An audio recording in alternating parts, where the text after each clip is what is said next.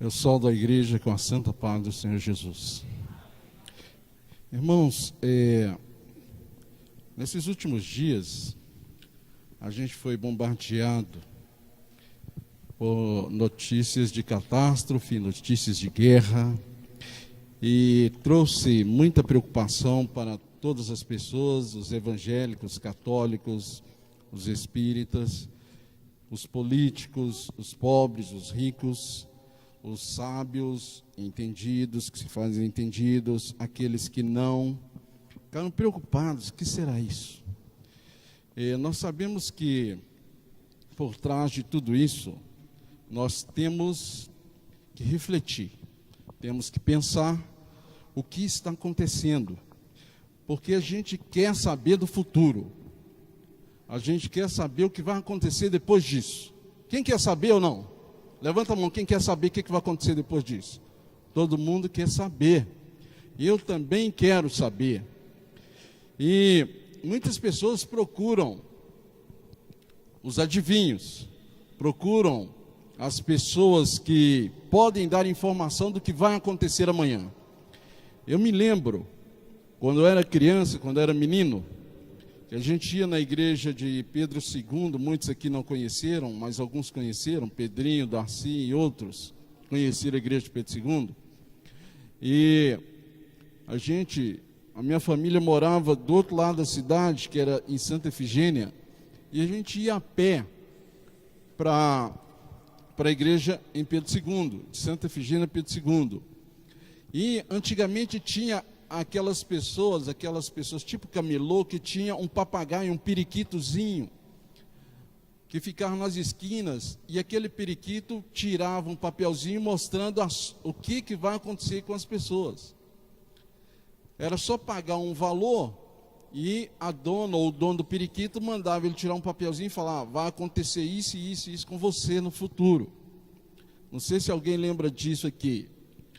E eu me lembro que o meu irmão mais velho, o Dezinho, ele pagou para uma pessoa dessa tirasse sobre o seu futuro.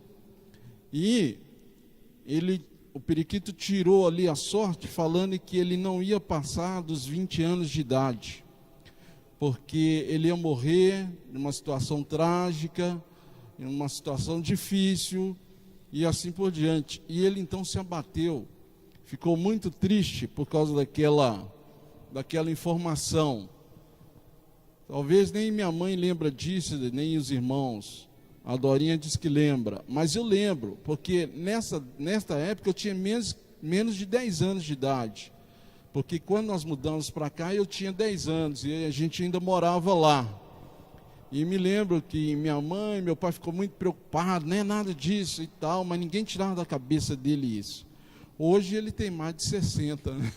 Passou dos 20. Mas a nossa preocupação é essa. 96% das tentativas, está acompanhando os slides aí? 96% das tentativas de prever o futuro sempre dão erradas.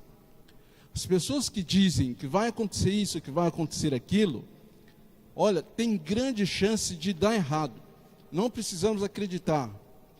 Mas todas as profecias bíblicas são exatas. 100% das profecias bíblicas acontecem. Por isso nós lemos em Isaías, no capítulo 46, de 9 a 10. Eu sou Deus, e não há outro semelhante a mim. Isso Deus falando através do profeta Isaías, que desde o princípio anuncia o que há de acontecer. Desde o princípio, Deus falando, eu anuncio o que vai acontecer. E desde a antiguidade, as coisas que ainda não aconteceram, não sucederam, que digo, o meu conselho permanecerá de pé, farei toda a minha vontade. Então quem pode revelar o futuro, irmãos? Só Deus, né? E Ele dá prova, que desde o princípio anuncia o que há de acontecer, e desde a antiguidade, as coisas que ainda não aconteceram. E que digo, o meu conselho permanecerá de pé, e farei toda a minha vontade. Isso está na palavra de Deus. Deus pode prever o futuro. Um texto da Bíblia revela o futuro com exatidão. Um terço, porque 33% da Bíblia são feitos de profecia. Não é um terço só da Bíblia que fala sobre o que vai acontecer, mas 33% fala sobre o que vai acontecer no futuro. 100% desses 33% fala com exatidão sobre o futuro. O grande Deus do universo é real e se preocupa comigo e preocupa com você. Por exemplo, nós estamos vivendo aí a situação da organização terrorista Estado Islâmico, que é comentado em todas as rodas. Quando surgiu isso? Surgiu quando os Estados Unidos invadiu o Iraque e ali prendeu Saddam Hussein, matou. E a origem, ou podemos dizer assim, a formação do Estado Islâmico esteve ali, com os sunitas. Os sunitas era o povo de Saddam Hussein, que foi banido do poder. E eles foram se organizando, e agora, quando, na chamada Primavera Árabe, quando os países árabes começaram a aderir à democracia, o Egito, por exemplo, alguns países do norte da África, começaram a aderir à democracia. A Síria, que tinha um ditador chamado Bashar al-Assad, que tem até hoje, ele não quis se render. E agora as pessoas que eram contrárias ao Bashar al-Assad pegaram arma para derrubá-lo do poder. E aqueles, então, que eram rebeldes, são chamados de rebeldes até hoje, não conseguiram derrubar, e os que eram pró-Bashar al-Assad, então, fizeram uma guerra interna que já matou mais de 250 mil pessoas. Dali se fortaleceu o Estado Islâmico, o Estado muçulmano. E ali eles são como uma nação muito forte, é uma nação muito forte porque são alimentados por poços de petróleo. Os poços de petróleo que são comandados pelo Estado Islâmico tira 45 mil barris por dia de petróleo. Eles têm uma grande força bélica, porque eles são regados com arma de toda forma. E o problema é que eles são islamitas radicais. O que quer ser islamita radical? Enquanto Jesus nos deu, desde Gênesis até hoje, nos deu o livre-arbítrio e nos deu a oportunidade da gente pregar aquilo que nós estudamos na lição, a verdade presente. Então, nós não precisamos forçar ninguém a aderir à nossa fé. O Estado Islâmico é radical. Eles querem que todo mundo, todos os países, se convertam ao Islã. Nem que seja a base da força, nem que seja a base do tiro, da arma, todo mundo tem que se converter ao Islã. Enquanto Deus nos dá a orientação de que se converta ao cristianismo quem quiser, Ele nos dá a oportunidade de refletir. O Estado Islâmico quer forçar todo mundo. E se não aderirem, a guerra está declarada. Isso é uma preocupação que todo mundo tem. Será que é a Terceira Guerra Mundial? A França declarou guerra, juntou dois países antagônicos. Enquanto os americanos estavam do lado dos rebeldes, a Rússia estava do lado do Bashar al-Assad. Enquanto os russos bombardeavam os rebeldes, os americanos bombardeavam os que eram pró-governo da Síria. Mas aconteceu essa semana diferente. Não sei se os irmãos notaram, mas essa semana a Rússia se uniu aos Estados Unidos e a França e as grandes potências da Europa para combater o Estado Islâmico, que é a favor do governo da Síria, é pró-governo da Síria. E o que acontece com isso? Parece que está acontecendo uma união das grandes nações. E agora a gente fica pensando, será a Terceira Guerra Mundial? Uma das pragas vai cair lá no Rio Eufrates, vai se secar para a grande batalha, a guerra do Armagedon. Será que a gente tem notícia disso na Bíblia? A gente vai saber o que acontece no futuro? Para isso, nós vamos abrir nossas Bíblias em Daniel, no capítulo 2. Nós vamos ler alguns versículos. No capítulo 2, versículo 1, está escrito: no segundo ano do seu reinado, do reinado de Nabucodonosor, ele teve um sonho, o seu espírito se perturbou e passou-se-lhe o sono. Nabucodonosor, no seu segundo ano do reinado, Nabucodonosor era rei de Babilônia, era uma nação que comandava o mundo naquela época, era como se fosse os americanos hoje, era uma nação de grande influência, e quem era o rei que comandava o mundo era este, Nabucodonosor. E ele, no seu segundo ano, teve um sonho, ficou preocupado e perdeu o sono. E o problema está em Daniel 2, 3 a 9, diz assim: o rei esqueceu do sonho e exigiu que os astrólogos lhe revelassem o sonho. Coisa difícil, porque se eu sonho e esqueço o sonho, não tem jeito de alguém entrar na minha cabeça e saber que sonho é este. Mas o rei exigiu isso. E no Daniel 2, 3 a 9 diz assim: e o rei lhes disse: tive um sonho, e para saber o sonho está perturbado meu espírito. E os caldeus disseram ao rei em siríaco: ó rei, vive eternamente. Diz o sonho a teus servos e daremos a interpretação. Diz o sonho, fala o sonho que nós vamos interpretar, rei. E respondeu o rei aos caldeus: o que foi me tem escapado? Se me não fizer saber o sonho e sua interpretação, serei despedaçado e as vossas casas serão um monturo. Mas se vós me declarardes o sonho e a sua interpretação, recebeis de mim presentes e dados de grande honra. Portanto, declarai-me o sonho e a sua interpretação. Responderam segunda vez e disseram: diga o rei os sonhos a seus servos, daremos sua interpretação. Respondeu o rei e disse: percebo muito bem que vós quereis ganhar tempo, porque vedes que eu sonhei, o que eu sonhei me tem escapado. Por consequência, se não me fizerdes saber o sonho, uma só sentença será a vossa, pois vós preparaste palavras mentirosas e perversas para proferir na minha presença, até que se mude o tempo. Portanto, dizei-me o sonho para que eu entenda e que me podeis dar a sua interpretação. Coisa difícil para quem é adivinho, coisa difícil para quem é feiticeiro, coisa muito difícil para quem pretende adivinhar. E agora aqueles homens ficaram numa situação difícil e sob pena de morte. Se eles não falassem o sonho que o rei teve, que o sonho escapou, e a interpretação, eles foram condenados à pena de morte. Eles seriam condenados. E ao contrário, se eles conseguissem falar o sonho e interpretar o sonho, eles receberiam muitas glórias, muitas riquezas e assim por diante.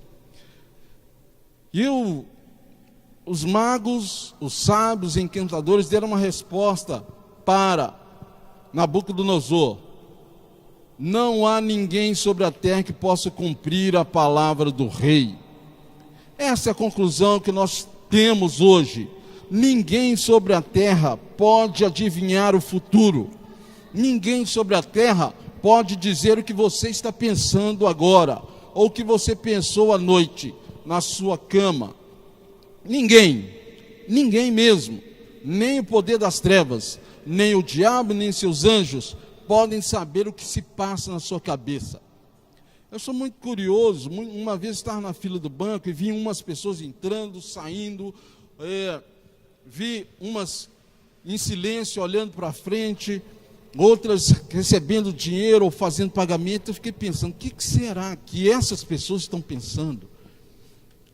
Será que elas estão pagando porque hoje era o último dia? Será que ela vai tirar dinheiro para pagar o quê? Vai pagar a pensão?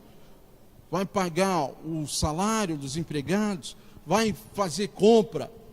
E aquelas pessoas saíam correndo pelas ruas, encontravam outros voltando. Eu fiquei pensando. Aí eu subi num segundo andar de um prédio e fiquei olhando aquele movimento de pessoas correndo para lá e para cá. E eu fiquei pensando: para onde que ela vai? E aquela outra, para onde vai? Por que aquela correu? E por que aquela está devagar? Na verdade, nós não conseguimos saber o que está na cabeça das pessoas. Por isso os magos disseram: não há ninguém sobre a terra que possa cumprir a tua palavra, ó rei. E não tinha mesmo. Então o rei muito se irou e enfureceu, e ordenou que matassem a todos os sábios de Babilônia. Todos foram condenados à morte. Vejam aqui que a palavra de Deus fala todos os sábios. Os sábios, porque eram pessoas que estudavam para isso. Eram pessoas que sentavam nos bancos das faculdades para conhecer o que se aconteceria no futuro. Hoje nós temos alguns que sentam para fazer previsão do clima, do que vai acontecer, sentam nos bancos. Outros sentam fazer ciência política, o que vai acontecer nas eleições, e assim por diante. São sábios presentes. Outros sentam no banco fazer teologia para poder falar o que vai acontecer. São sábios, irmãos, são os sábios. E aqui eram os sábios de Babilônia. E agora, se matasse todo mundo que tinha graduação, pós-graduação, mestrado, doutorado, como é que ia ficar esse país, gente? Os sábios condenados à morte porque não puderam dizer sobre o futuro, o sonho do rei. Aí entra um personagem importante, que era servo de Deus. Daniel 2,16 diz assim: Daniel, um jovem obediente a Deus, se apresentou ao rei e pediu que lhe fosse dado prazo para que desse ao rei a interpretação e também falasse do sonho. Daniel era um jovem, ele não era um ancião, ele não tinha 40 anos, 50, 60, 70 anos, ele era um jovem. E quando ele foi para as cortes de Babilônia, ele tinha cerca de 17 anos, era um adolescente, mas ele servia a Deus. Ele foi para as cortes de Babilônia porque era um menino inteligente, era um menino que estudava a Bíblia, ele era considerado sábio. Ele e seus 3 amigos, que apesar de serem escravos, eles em Babilônia, ele era considerado um jovem sábio. E Deus ouviu o pedido de Daniel, né? Daniel se apresentou, 2:27 e 28, Daniel se apresentou ao rei e lhe disse: o mistério que o rei exigiu, confirmou aquilo que os outros sábios falaram. Nem sábios, nem encantadores, nem magos, nem adivinhadores podem revelar. Mas há um Deus no céu, o qual revela os mistérios. Ele, pois, fez saber ao rei Nabucodonosor o que há de acontecer nos últimos dias.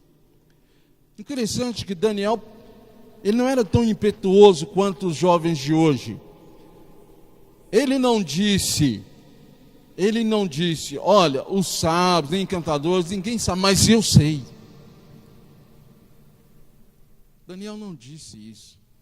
Mas eu sei. Vocês que são aí barbudos, da barba branca, cabelo comprido, não é? Tem muita formação, vocês não sabem de nada. Eu sei. Daniel não falou isso. Daniel falou: mas há um Deus no céu, o qual revela os mistérios. Ele, pois, fez saber ao rei. Quem fez saber ao rei? Deus. Ao rei Nabucodonosor o que há de acontecer nos últimos dias. O que vai acontecer depois dessa guerra declarada pela França? Será que Deus revelou? Será que Deus revelou, irmãos? Deus revelou em sua palavra? Sem dúvida. Tu, ó rei, estavas vendo, e eis que uma grande estátua, esta que era imensa e de extraordinário esplendor, estava em pé diante de ti, e a sua aparência era terrível. A aparência da estátua era uma estátua diferente, era além de grande, tinha um extraordinário esplendor. Era uma estátua diferente da Torre Eiffel em Paris, da Estátua da Liberdade em Nova York. Era uma estátua realmente de grande esplendor, de extraordinário esplendor. Estava em pé diante de ti, e a sua aparência era terrível. A cabeça era de fino ouro, o peito e os braços de prata, o ventre e os quadris de bronze, as pernas de ferro e os pés em parte de ferro e em parte de barro. Quando estavas olhando, uma pedra foi cortada sem auxílio de mãos. Feriu a estátua nos pés de ferro e de barro e os esmiuçou. Mas a pedra que feriu a estátua se tornou em grande montanha que encheu toda a terra. Este era o sonho que Nabucodonosor teve e tinha esquecido. Um sonho que provavelmente nenhum de nós aqui esqueceríamos. Eu penso, tem pessoas que falam, eu não sonho. Eu falo o contrário, eu vivo sonhando. Eu sonho. Para mim não existe noite sem sonho, eu sonho a noite inteira. Eu sou assim, eu sonho a noite inteira. E ainda continuo o sonho. Se eu levantar para ir no banheiro, aí eu volto para a cama e continuo aquele sonho meu. Eu sou um sonhador mesmo. E um sonho desse eu não esqueceria. E penso que Nabucodonosor também não esqueceria. Sabe por quê? Porque foi um sonho diferente. Mas Deus fez com que Nabucodonosor esquecesse para que chegasse esse momento, né? Foi um sonho interessante. E agora vem a interpretação, Daniel 2, 37 e 38. Tu és a cabeça de ouro. Falou para Nabucodonosor, tu és a cabeça de ouro. A cabeça de ouro era o reino de Babilônia. E Nabucodonosor representava o reino de Babilônia. Esse reino durou de 606 a 538 a.C. Em Isaías, no capítulo 14, 4, diz que Babilônia era considerada a cidade dourada, a cidade de ouro.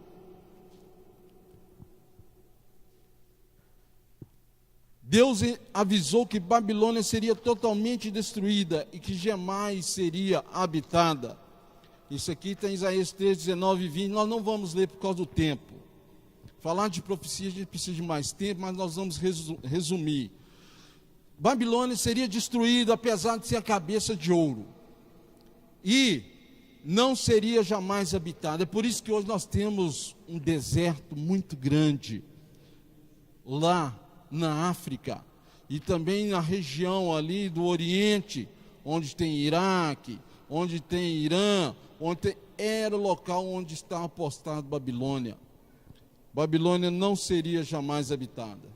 Depois de ti se levantará o outro reino, inferior ao teu, e um terceiro reino de bronze, qual terá domínio sobre toda a terra. Então, à medida que os materiais vão se desvalorizando, assim também mostra a inferioridade dos reinos. Cabeça de ouro é um reino de Babilônia, era um reino valorizado. Depois, nós vimos aí que veio o reino de prata, que era o peito de prata. E depois é o reino de bronze. O que quer dizer isso, irmãos? Ciro venceu e destruiu Babilônia pelo poder de Deus. E agora veio o outro reino de prata, que era a Média Pérsia, que Ciro, só resumindo, está no grande conflito, enquanto Belsazar, que era neto de Nabucodonosor, estava numa orgia nefanda. O rebelde Belsazar fazendo uma festa e usando os cálices de ouro que foi tirado do templo, que foi destruído de Jerusalém, usando os vasos de ouro do templo de Deus, que foi consagrado a Deus. Ele com as mulheres e os reis, usando ali aquilo ali, profanando aquilo que foi dedicado a Deus. O rio foi, o grande rio, me passou agora o nome do rio, é o rio Eufrates, não é isso, irmão? Foi desviado do seu curso, e ali o exército da Média Pérsia entrou e destruiu o palácio de Nabucodonosor, e tomou posse do reino de Babilônia. Agora, 2 reis que estavam naquele exército tomaram posse, que eram os reis da Média e da Pérsia. Esse reino durou 536 a 331. Depois deste reino veio a Grécia. A Grécia era o quadril de bronze. Alexandre o Grande conquistou o mundo em poucos anos. Ele conquistou numa rapidez muito grande. Derrubou a Média Pérsia e passou a comandar o mundo. Era simbolizado pelo quadril de bronze, que foi de 331 a 168 a.C. E o quarto reino, Daniel 2,40, será forte como ferro, pois o ferro a tudo quebra e esmiuça. Como o ferro quebra todas as coisas, assim ele fará em pedaços e esmiuçará os povos.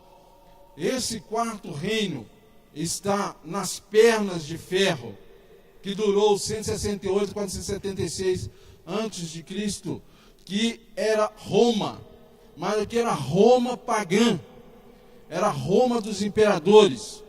E foi sob esse reino aqui que Jesus nasceu, quando os imperadores romanos comandavam o mundo. Legiões de Roma invadiam muitos países e dominavam.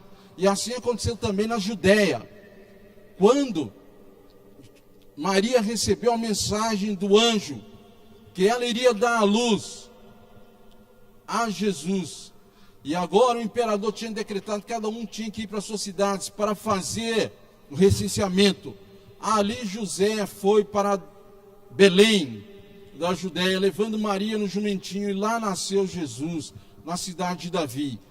Essa profecia estava se cumprindo quando Roma comandava ali todos os países do mundo. Simbolizava as pedras, aliás, as pernas de ferro. Durou de 168 até 476 anos Dominis. E agora em Daniel 2,41 diz assim: quanto ao que viste dos pés e dos dedos, em parte de barro, de oleiro, e em parte de ferro, será isso um reino dividido. Contudo haverá nele alguma coisa de firmeza do ferro, pois que viste o ferro misturado com barro de lodo. Ferro e barro se misturam, irmãos? De jeito nenhum. E ali os pés em parte de barro, em parte de ferro. Então, era fraco, mas era para ser o mais forte, porque é a base de uma estátua grande. Os pés segurariam ali, todo aquele corpo, né? Mas isso aqui simboliza os reinos divididos. 2,42 e 43, como os dedos dos pés em parte de ferro e em parte de barro, assim por uma parte o reino será forte, e por outra será frágil.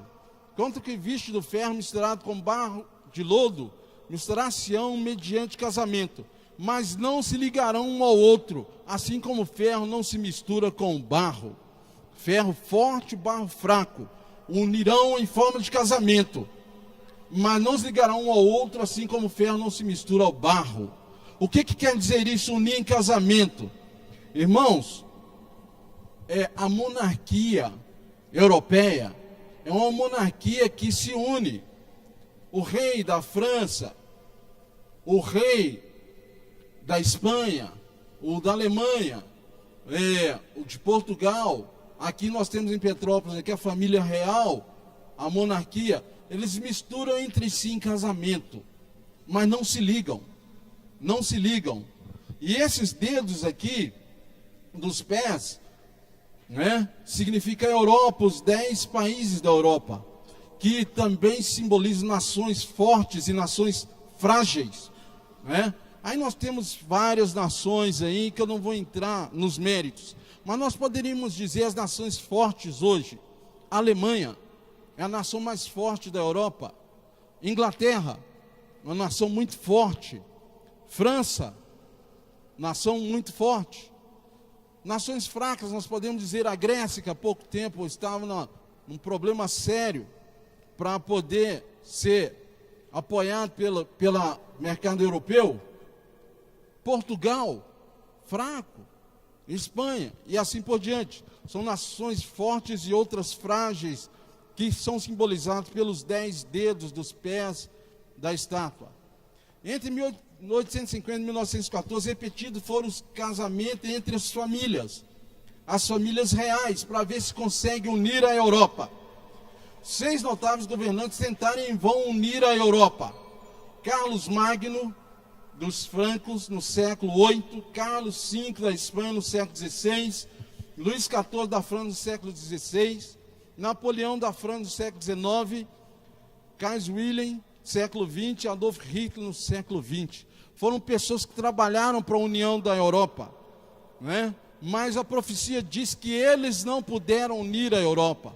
Por que fracassaram todos os esforços feitos no passado para unificar a Europa? Porque Deus disse, não se ligarão um ao outro. Esses países não ligam, é uma voz maior. Há mais de 1500 anos estamos no período correspondente aos pés de barro e de ferro. Nós estamos vivendo hoje no período do barro e do ferro. E agora, onde nós estamos? A nossa origem é europeia. Por quê? Foram os portugueses que vieram aqui na América e colonizaram aqui o Brasil. Os espanhóis colonizaram as nações de língua espanhola. Estados Unidos foram os ingleses e assim por diante. Nós estamos inseridos nesse contexto. Há mais de 1500 anos estamos no período correspondente aos pés de barro e os pés de ferro. E agora, nós estamos vivendo esses dias, mas nos dias destes reis, o Deus do céu suscitará um reino que jamais será destruído. Nos dias desses reis, nos dias desses países, Deus, o Deus do céu, suscitará um reino que jamais será destruído. Irmãos, é nos nossos dias que Deus suscitará um reino que jamais será destruído. Este reino não passará a outro povo. Esmiuçará e consumirá todos estes reinos, mas ele mesmo subsistirá para sempre. Como visto que no monte foi cortada uma pedra sem auxílio de mãos, e ela esmiuçou o ferro, o bronze, o barro, a prata e o ouro. Uma pedra esmiuçou toda a estátua, todos os materiais. Uma estátua majestosa, uma estátua resplendorosa, uma estátua que era considerada uma das 7 maravilhas do mundo, se não fosse a primeira. Uma pedra foi cortada sem mão. E agora, aquela estátua, a pedra sem mão, representa o grande reino de Deus. Quem é esse reino? Em Atos, no capítulo 4, versículo 11, diz assim: ele é a pedra que foi rejeitada por vós. Quem que foi a pedra que foi rejeitada? Cristo Jesus. Os edificadores ao qual foi posta como cabeça, como pedra de esquina. Jesus é a pedra. Em Efésios, no capítulo 2, versículo 20, Paulo ainda falando aos Efésios 2:20, ele diz o seguinte: edificado sobre fundamento dos apóstolos e dos profetas. Fundamento dos apóstolos e dos profetas. Nós estamos falando de Daniel, de que Jesus Cristo é a principal pedra de esquina. Essa pedra cortada sem mãos representa o grande reino de Deus. Todos os detalhes foram cumpridos com exatidão no sonho de Nabucodonosor. Babilônia durou de 605 a 539, Média Pérsia 539 a 331, Grécia 331, 168, Roma 168 a 476 anos Dominis. E Europa ocidental, nós somos ocidentais, fazemos parte desse contexto. Está de 476 até quando? Até Jesus. Até a pedra que vai quebrar toda essa estátua. Jesus veio como homem de dores. Ele virá novamente como Senhor dos senhores. Irmãos, nós estamos vivendo nesse tempo em que Jesus virá como Senhor dos senhores. Você e eu, nós desejamos fazer planos para se tornar súdito do reino eterno? Vocês fazem esse plano, irmãos? Quem faz esse plano, levanta a mão. Que Deus abençoe a todos nesta manhã. Amém.